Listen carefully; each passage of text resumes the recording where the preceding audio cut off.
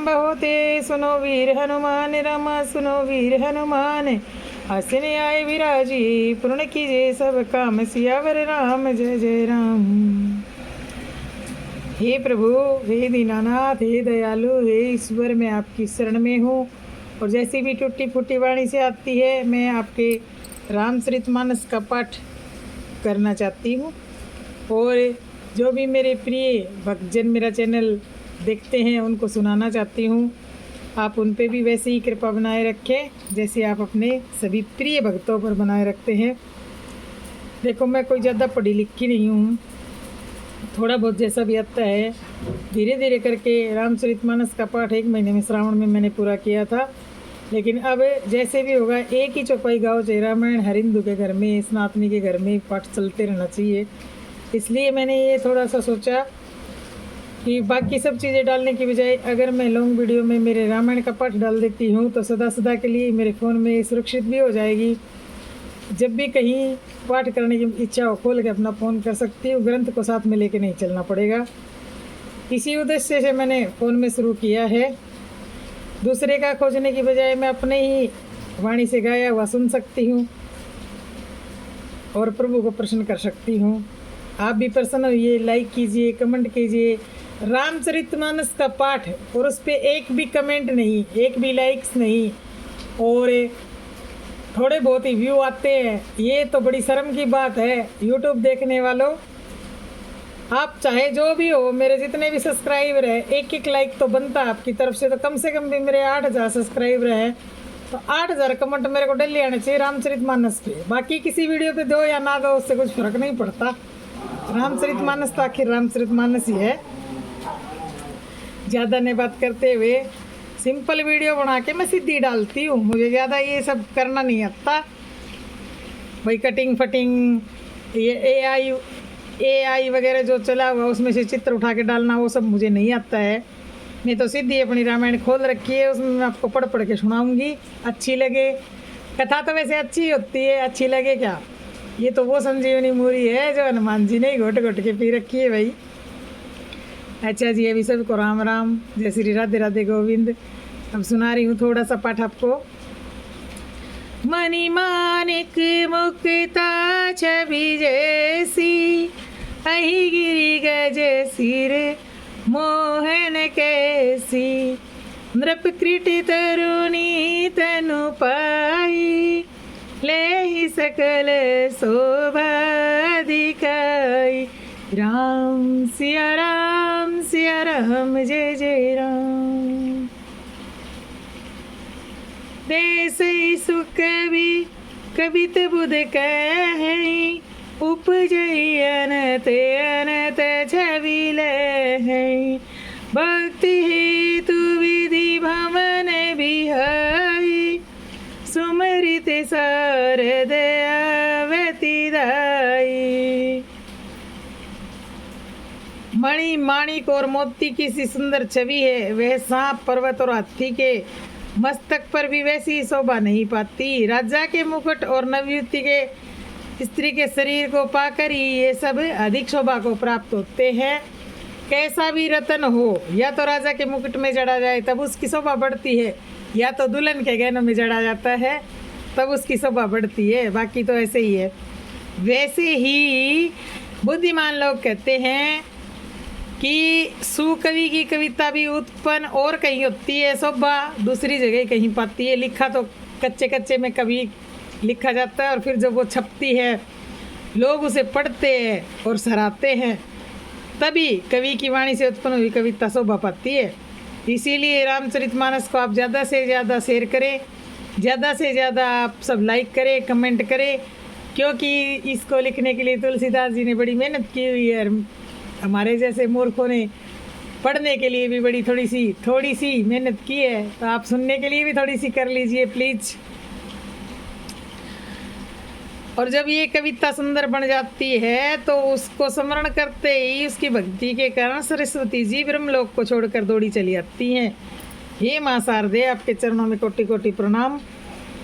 Ramcharit sir बिनु अनवाए, सो श्रम जाई ने कोटि उपाय। को विदेश हृदय विचारी गावई हरी जैसे कली मल्हारी। सरस्वती जी की दौड़ी आने के कारण थकावट रामचरितमानस रूपी सरोवर में उन्हें नहलाए बिना करोड़ों उपायों से भी दूर नहीं हो सकती, अथवा कवि और पंडित अपने हृदय में ऐसा विचार करके कलयुग के पापों को हरने वाले श्री हरि के यश का ही गान करते रहते हैं। कीने प्राकृत जने गुण गाना सिर धुने गिरा लगते पहचाना हृदय सिंधुमती सीप समाना स्वाति सारेदा कही सुजाना। संसारी मनुष्यों का गुणगान करने से सरस्वती जी सिर धुनकर पछताने लगती है। जो ऐसे वैसे गाने गाते वो गाते तो सरस्वती माँ का नाम लेके ही है, और उनको मैया जी पसंद नहीं करती। लेकिन जब राम नाम की कथा है, शंकर भगवान की कथा है, श्रीमद् भागवत कथा है, जब शुरू करते हैं सरस्वती माँ का नाम लेके तो वो बिना बुलाए आ जाती हैं और बुद्धिमान लोगों के हृदय को समुद्र, बुद्धि को सीप और सरस्वती को स्वाति नक्षत्र के समान कहते हैं। ऐसा कहा जाता है सावन में स्वाति नक्षत्र होता है, जब ही चातक पक्षी पानी पीता है।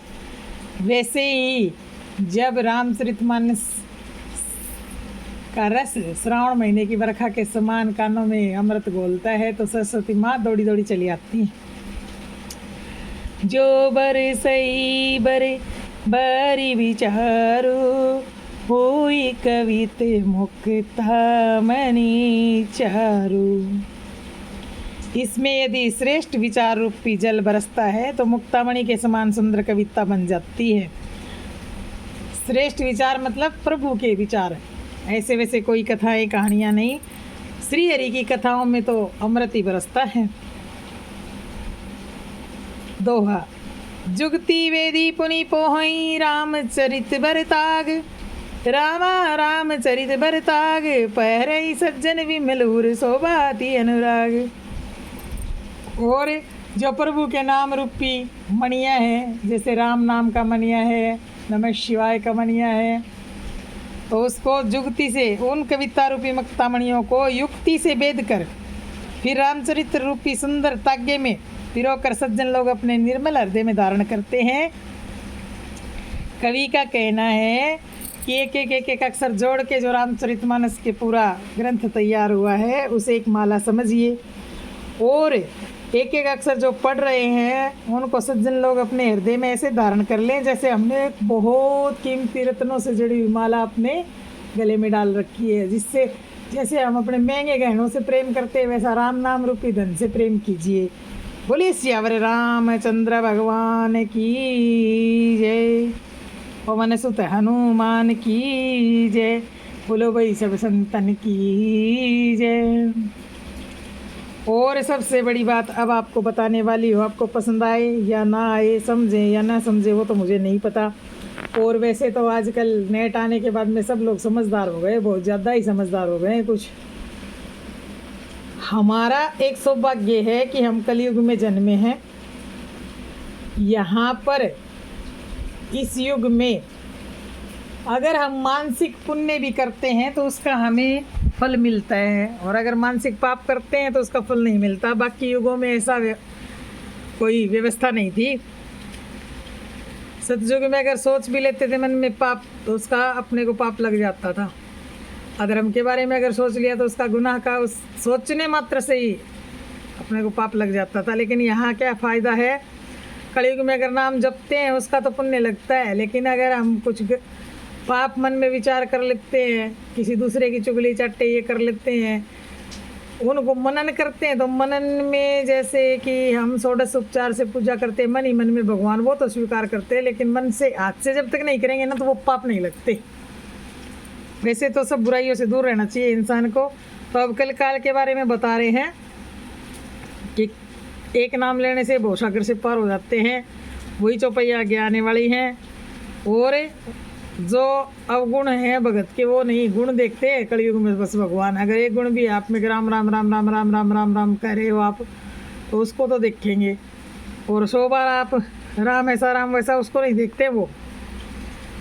जी जन्मे कली काल कराला, कर्तव्य सेवे से मराला, चलत कुपंथ वेद मग छाड़े, कपट कलेवर कलिमल भांडे, वंचक भगत कहाई राम के, किंकर कंचन को है काम के, तीन में प्रथम रेख जग मोरी, धिंग धर्म धवज धंधक धोरी। जो अपने अवगुण सब कहूँ, बाढ़ही कथा पार नहीं लेऊँ, ताती में अति अल्प बखाने, थोरे मैं जाने ही सयाने, समुझी विविधि विधि विनती मोरी, कौन कथा सुनी दे यही खोरी। एते ऊपर करे जय शंका, मोहिते अधिक ने जड़ मतिरंका, कभी ने हुई नहीं चतर कहाऊँ, मति अनुरूप राम में गुण गाऊँ, कहें रघुपति के चरित अपारा, कहमति मोर निरत संसारा, जेहि मारुति गिरि मेरु उड़ाई, कहूँ तो लेके लेखे माही, समझत अमित राम प्रभुताई, करत कथा मन अति कदराई। दोहा।